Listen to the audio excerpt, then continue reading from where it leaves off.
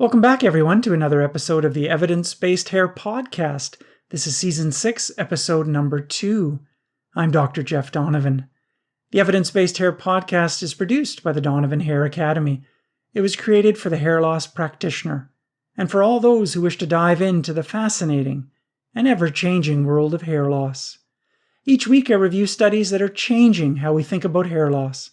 I'll introduce them to you, help you make sense of them, and give you my thoughts on just how a given study might help change how we diagnose or treat hair loss. Today, our theme is real-world data, and to understand how real-world data complements randomized controlled trial data. The references for these studies that I'll discuss today will be in the show notes that accompany this episode. And before we dive into the episode, let me remind you that the Evidence-Based Hair Podcast was created for educational purposes and shouldn't be considered a substitute for medical advice. So do we really need real-world data or data from the clinic? Or is randomized controlled trial data really sufficient? Well, as you might know, I'm a big fan of evidence. I'm a big fan of good evidence compared to mediocre evidence or poor evidence. I occasionally find myself unable to sleep when I see randomized controlled trials that answer key questions in the world of hair loss. On the contrary, I find myself extremely nauseated and sometimes unable to eat or sleep when I come across studies that generate false conclusions because of poor study design. Today, I'd like to highlight why we need a variety of studies in the hair research world, and not just the much-loved randomized controlled trials. That real-world data complements the randomized controlled trials that are needed to lead to drug approval. So we need both randomized controlled trials and real-world data, and that's really the topic of today's podcast.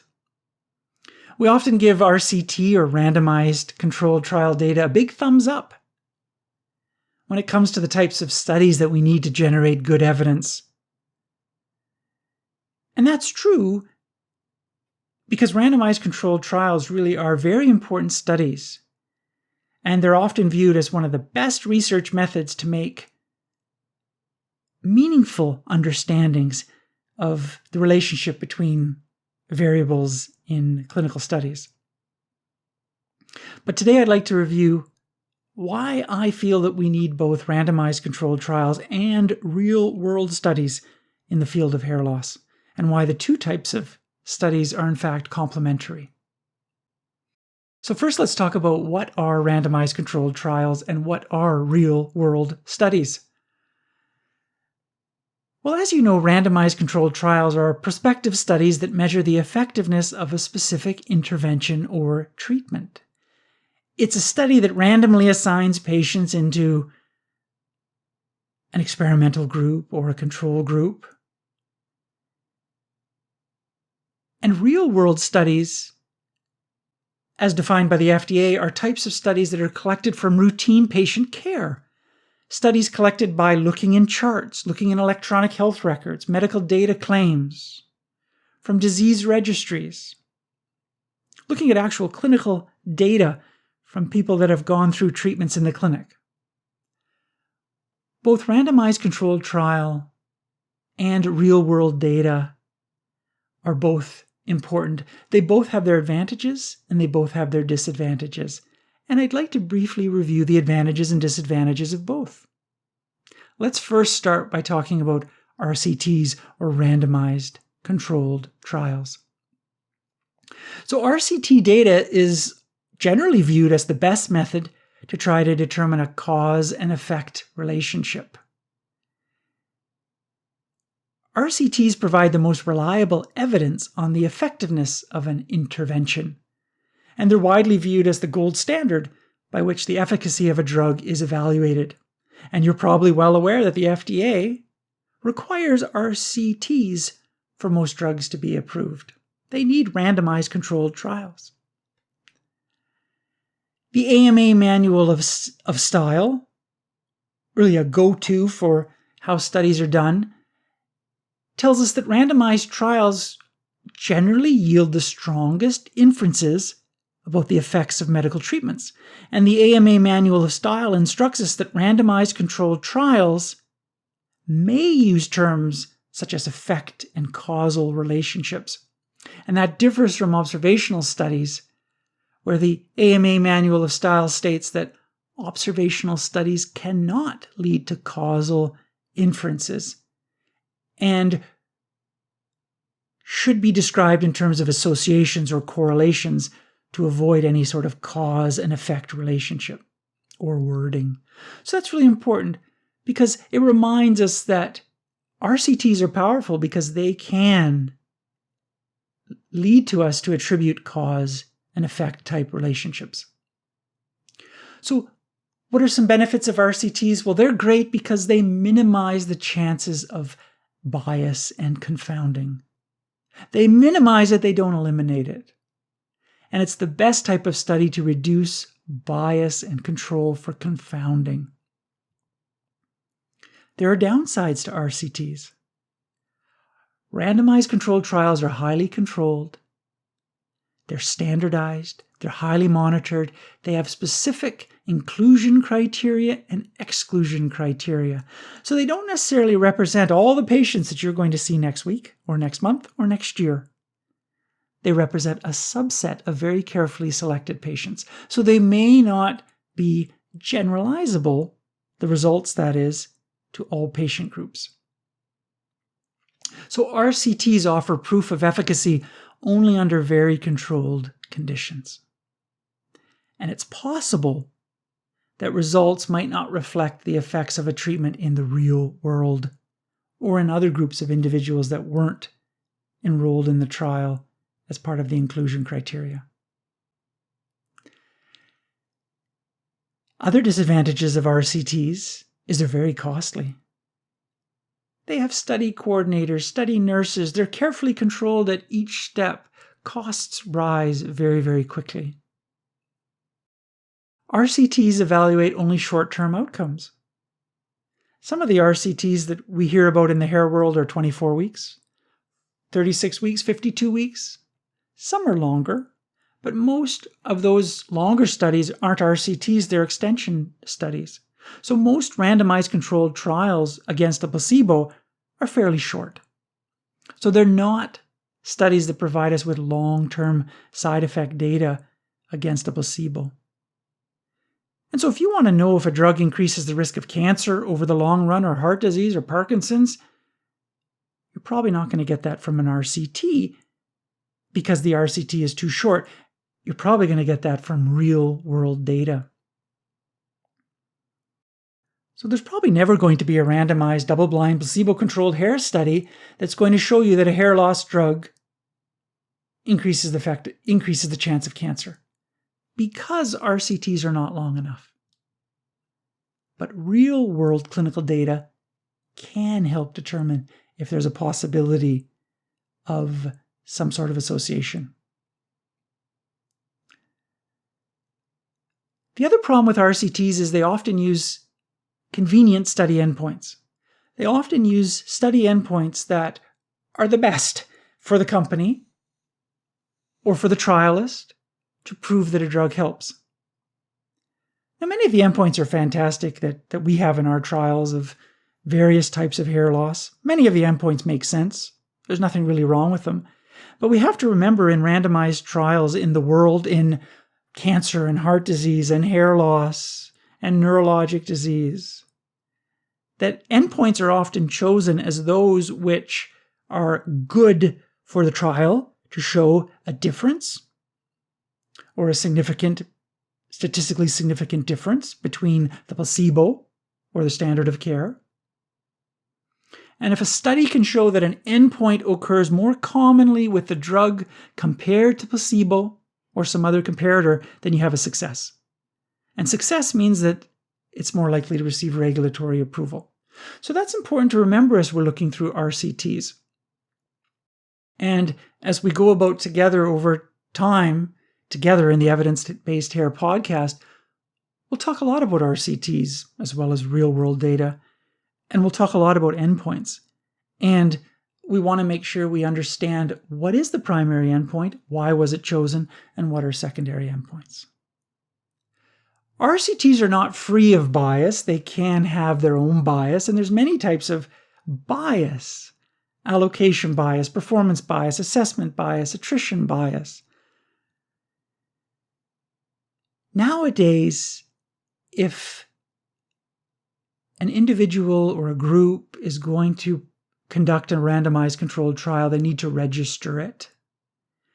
And these sort of mandatory trial registrations are really important because these trials often need to be registered, generally always need to be registered in order to be published, and generally always need to be registered in order to ethically conduct the treatment, the trial. And it seems to be improving the quality of RCTs that are being done. But nevertheless, there is a chance of bias that remains. And that bias may be slightly more likely in lower impact factor journals than higher impact journals, according to studies that have been done. One of the reasons I wanted to devote episode 2 of season 6 to understanding real-world data and RCT data is to remind you that not everyone is quite so infatuated with RCTs. RCTs, or randomized controlled trials, are really, really important in our field. We can't move this field along without them. They're extremely important. A well-conducted randomized double-blind placebo-controlled study is an incredible thing in our field to really understand causation. And there's no study that I would rather read than a beautifully designed randomized controlled trial. But we have to remember some of the limitations. And I'd like to speak a little bit more about RCTs before we move on to talk about real-world data. And probably one of the most important things that one can do when evaluating the published medical literature, no matter what journal article it is to approach it with a slight degree of skepticism. I think that's important. As human beings, we want to approach life with a certain amount of openness.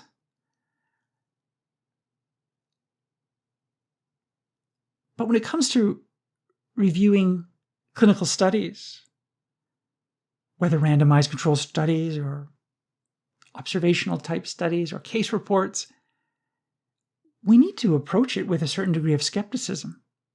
That's really important and that's really healthy, in my view. I'd like to review some fascinating papers that I'll include in the show notes, which get us thinking about RCTs in ways that perhaps you might not have thought before. A nice paper in 2018 by Krauss titled, "Why All Randomized Controlled Trials Produce Biased Results," is a very nice paper which gets us thinking a little bit more about the types of bias that occur in RCTs. Krauss reviewed 10 of the most cited RCTs in the world, and many of these RCTs, if not all of them, had a big influence on public policy. And Krauss concluded in this paper that these 10 world-leading RCTs produced biased results by illustrating that participants' background traits were often poorly distributed between trial groups, and the trials often neglected alternative factors that contributed to the outcome, and that some of the trials were only partially blinded or even unblinded. Krauss's main point in that 2018 paper was that researchers and policymakers need to become better aware of the broader set of assumptions, biases, and limitations that are in trials. And a number of authors recently have shared a view that RCTs probably have different degrees of trustworthiness. Some are extremely trustworthy. Some are a bit flawed. Some are seriously flawed. And some are fake. There are some pretty nice RCTs out there. These are the ones you print out. These are the ones you print out 65 times because you have copies all over the place. There are some pretty nice RCTs out there in the medical literature. But one thing they don't teach you in medical school is that some RCTs are not so good. Some authors have suggested that 1 out of every 4 RCTs have major problems. It's now thought by some that 1 out of every 4 RCTs contain so many problems that their findings should be ignored, and some are felt to be fake. And these sort of RCT findings work their way into systematic reviews and change how medicine is practiced. And some of the world leaders of clinical trials have estimated that up to 40% of RCTs are untrustworthy. So clearly these are touchy subjects. These are difficult subjects to talk about because we want to approach medicine with a certain degree of openness, honesty, trustworthiness. And we want to approach our relationships with the same style. But our relationship with the medical literature has to be different. And that's okay. That some degree of skepticism really is very healthy. There's a free podcast, nature podcast available. I'll put it in the show notes. I'd encourage you to review it. It is a reading of a wonderful study in Nature in 2023 July. Medicine is plagued by untrustworthy clinical trials. How many studies are faked or flawed? By Van Noorden. And I'll put it in the show notes. It's a YouTube recording. You can listen to it. It's really a wonderful reading.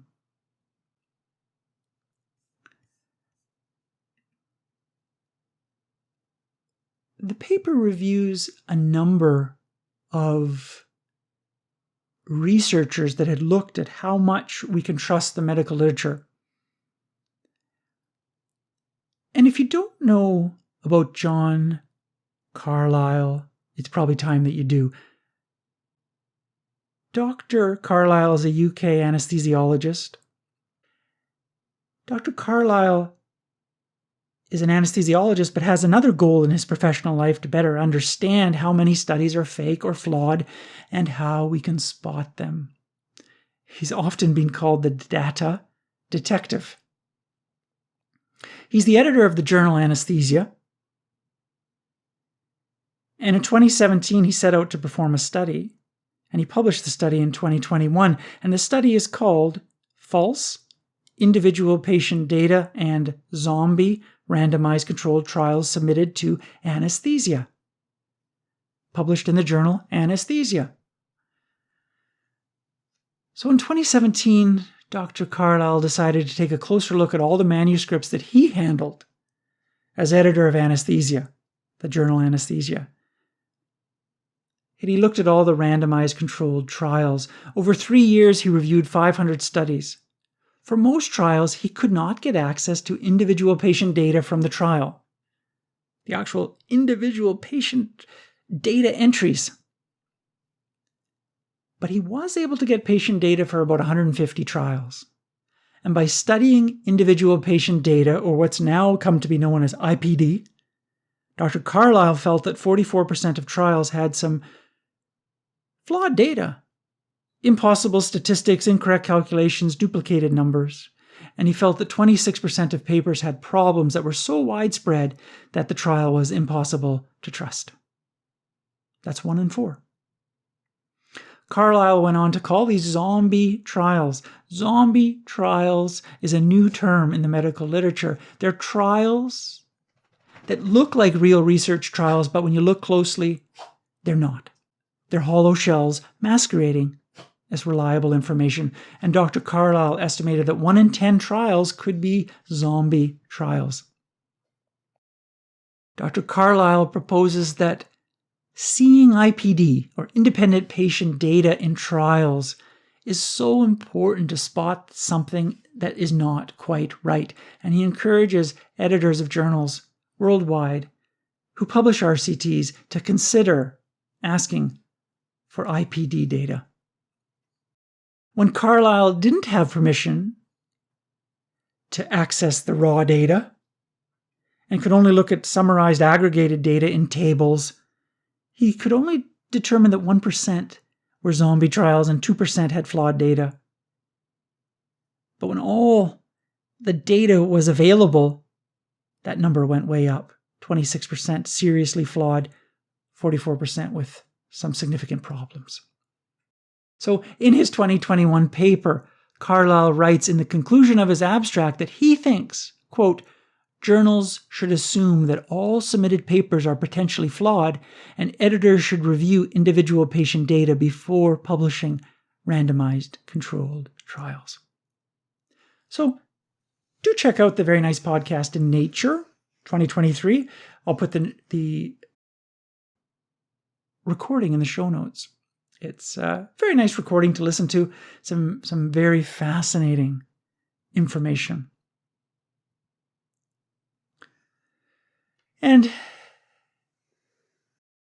that nice recording or that nice paper in Nature also highlights quotes from other researchers in other fields, not only Dr. Carlisle and his work as an editor in anesthesia, but one author who specializes in obstetrics and gynecology in Australia, Ben Mole, argues that as many as 30% of RCTs in systematic reviews in women's health are suspect.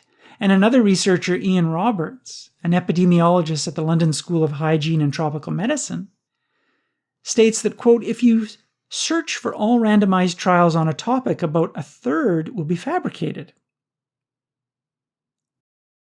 So clearly we have a high proportion of nicely done RCTs, randomized controlled trials. We can't forget that. There's a high proportion of very nice studies, but we have an unfortunate number of randomized, confabulated trials as well. So let's talk a bit about real-world data and how this complements randomized controlled trial data. Real-world data are the data that comes from the clinic. You've seen 100 patients treated with a drug. You pull out those 100 charts and you go and you look at how patients did. What side effects did they have? What patients stopped the drug early? What patients got nice results? That's real-world data. That's what we call real-world data. So real-world observational data can provide very complementary and much welcome data to RCTs. We absolutely need RCTs, but we need real-world data as well. And I think that's really important for listeners to be aware of, that real-world data is very valuable. Real-world data provides us important evidence, and it answers questions that RCTs cannot. It answers questions about side effects in the long term. It answers some long-term data that RCTs cannot, as well as other things we'll talk about in a minute. So what are some of the benefits of real-world studies? Well, real-world studies provide realistic adherence data. There's no study coordinator to call you up, ask you if you're taking your medication. There's no one overseeing how things go. Patients in the real world forget to take their pills. Patients in the real world don't take things regularly. Patients in my practice forget their pills. Patients in my practice don't take things as it says in the consult note. That's okay. That's what being human is all about. But real-world data is different than RCTs. And it's often said that real-world life, clinical data, doesn't always correspond perfectly with what's seen in randomized controlled trials. Why is that? Many reasons. But one of them is adherence. The other benefit is that real-world studies allow long-term monitoring and can therefore detect a rare side effect. If a side effect is rare, happens after many years of being on a drug, you're not going to get that in an RCT. You're going to get that in real-world data. Real-world data is less expensive. It can be used to determine risk factors and prognostic factors. It can be used to identify secular trends. They can be used to study rare exposures and rare occurrences, and they can be used to generate risk models. The disadvantages of real-world studies is that they're not randomized. And so this lack of patient selection can lead to confounding factors, and this is hugely important. Real-world data is not subject to trial registration, and that is really, really important. You don't lock in your trial what you're trying to show, what your endpoints are.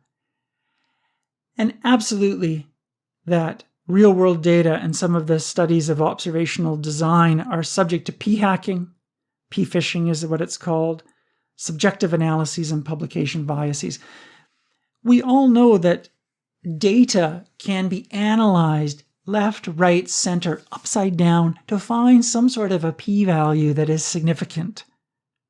Why? Because we know that studies are more likely to be published if there's a positive finding or a significance between data. That's not necessarily good, but that's called p-hacking. Data is hacked every left, right, and center to find some sort of variable that seems to be correlated with something. That's called p-hacking, and that's a real problem. In summary, we need both RCTs and real-world data. These are both complementary. Both have their limitations and concerns. They have their advantages. They have their disadvantages.